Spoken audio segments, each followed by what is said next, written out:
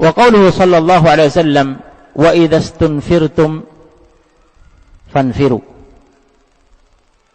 Dan apabila kalian diperintah untuk keluar berjihad, maka keluarlah berjihad. Muttafaq alaih. Dan ini menunjukkan bahwa yang namanya jihad, ya, yang namanya jihad itu di antara syaratnya adalah ada imam yang memimpin dan mengomando, penguasa dalam suatu pemerintahan. Ya. Jika memang imam, ya, khalifah, penguasa, waliul amr memerintahkan untuk berjihad, ya, maka wajib berjihad. Wajib. Dari sini mengingatkan kita dengan qadhiyah Palestina sekarang.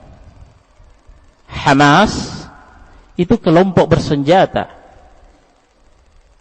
Itu hizbiyah, partai, organisasi bersenjata yang bergerak sendiri melakukan harakah jihadiyah, pergerakan jihad menurut mereka, mengganggu, menyerang Zionis Yahudi. Ya. Dalam kondisi, ya, ini tidak syar'i. Kata Syekh Al-Albani, Hamas harakah laysat harakah Islamiyah. Gerakan Hamas bukan gerakan Islam. Tidak mewakili kaum muslimin dalam berjihad. Tidak syar'i. Mereka di atas kebatilan. Sama? Ya. Kata Syekhuna Muqbil Al-Wadi'i, ini adalah harakah hizbiyah yang tidak menegakkan amar ma'ruf nahi mungkar. Yang tidak menegakkan amar ma'ruf nahi mungkar. Kemudian mereka, ya, maju seakan mewakili kaum muslimin, padahal tidak, ya, seharusnya, tidak sepantasnya. Itu adalah kelompok hizbiyah yang mereka tidak memenuhi syarat, tidak amar ma'ruf, tidak nahi mungkar. Bagaimana bisa ditolong oleh Allah Subhanahu wa taala? Kata Syekh Shalih Al-Fauzan hafizahullah, yang namanya jihad harus ada imamnya.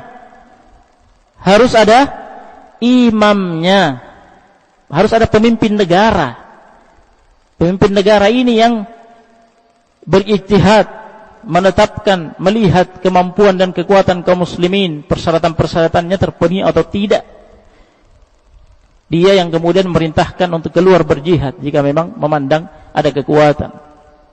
Kalau itu kelompok-kelompok organisasi partai seperti Hamas, itu bukan jihad, kata Syekh Shalih Fauzan. Itu apa? Itu fitnah. Itu kata Syekh Shalih Fauzan apa? Fitnah. Itu fawdha, itu kekacauan. Ya. Baik.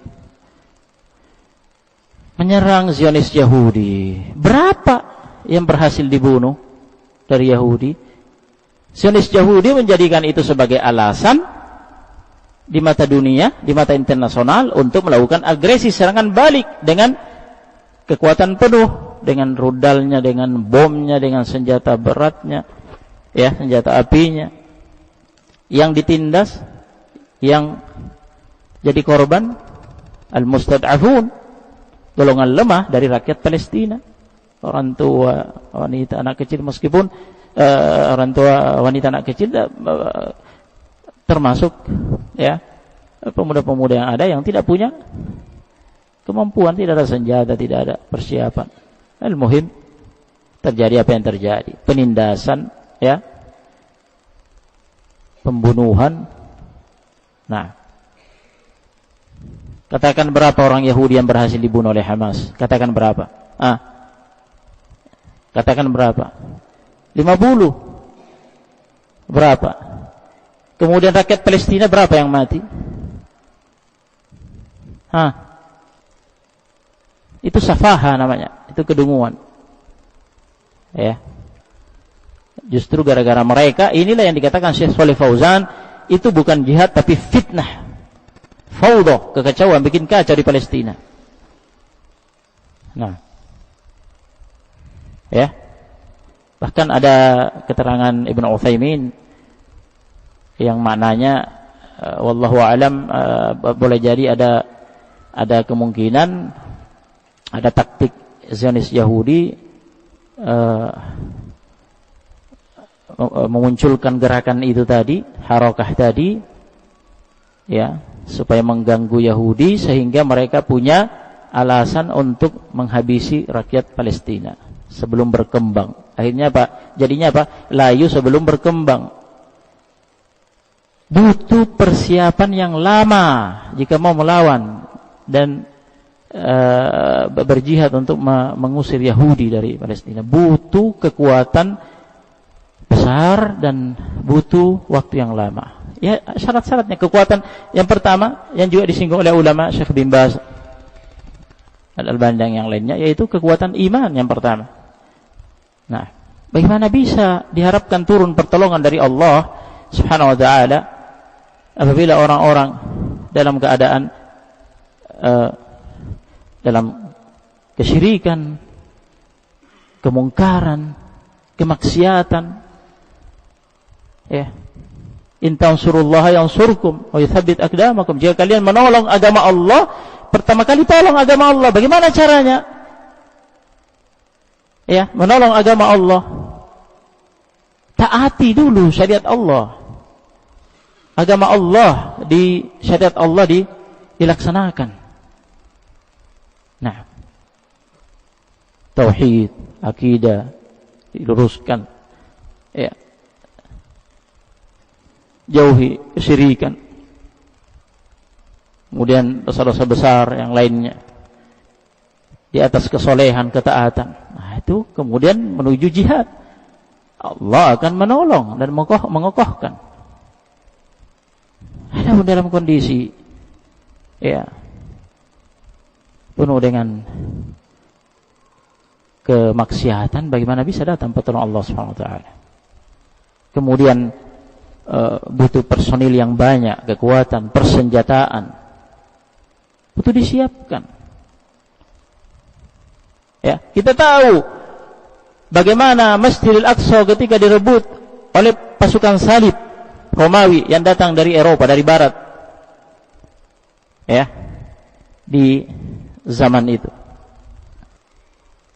Ya, dan terjadi pembantaian besar-besaran di Baitul Maqdis yang sangat mengenaskan dan jatuh di tangan mereka, dikuasai oleh mereka.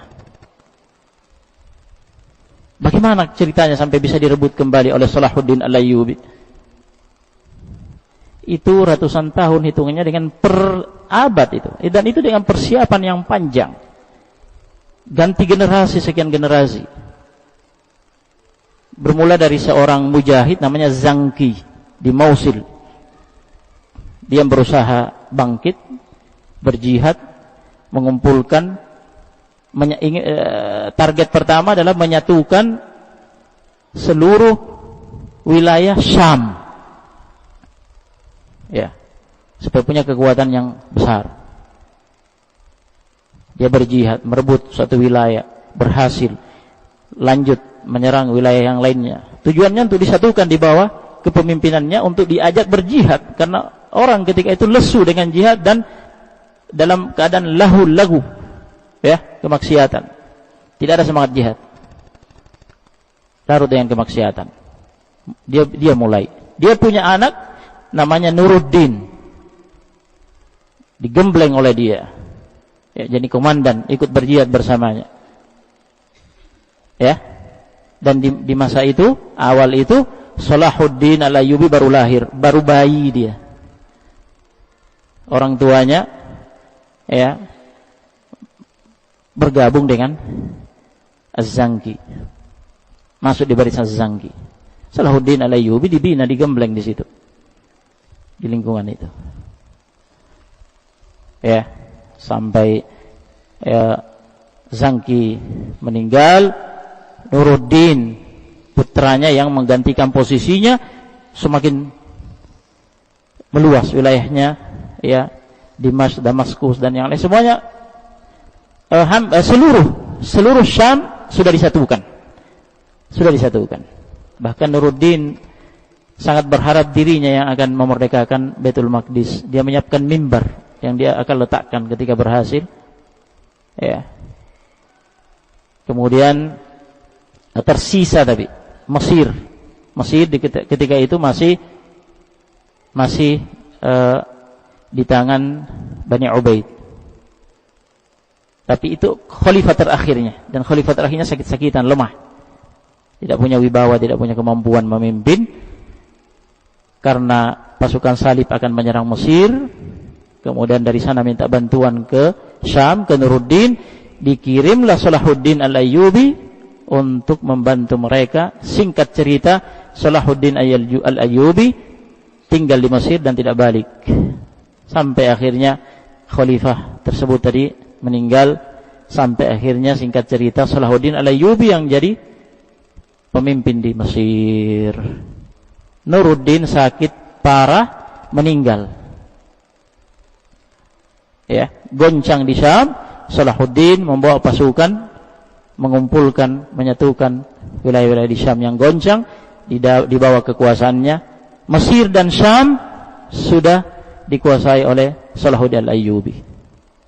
Minta izin kepada Khalifah Abbasiyah, masih ada ketika itu, minta izin untuk menggempur pasukan salib di Masjidil Aqsa, tahrir Masjidil Aqsa. Di bulan Rajab berangkat Salahuddin Al-Ayyubi dan berhasil direbut kembali. Itu panjang, butuh persiapan, bukan seperti itu, seperti Hamas sekarang ini. Ya, ini hakikat yang harus difahami. Nah, jadi harus ada imam yang memimpin, yang mengomando. Kalau tidak, ada Hamas, ada ini, ada itu, ya, ujung-ujungnya nanti antara partai ini partai itu sikat satu sama yang lainnya, berebut kekuasaan. Nah, banyak kekacauan, fitnah, kata Syekh Shalih Al Fauzan. Nah, barakallahu fiikum.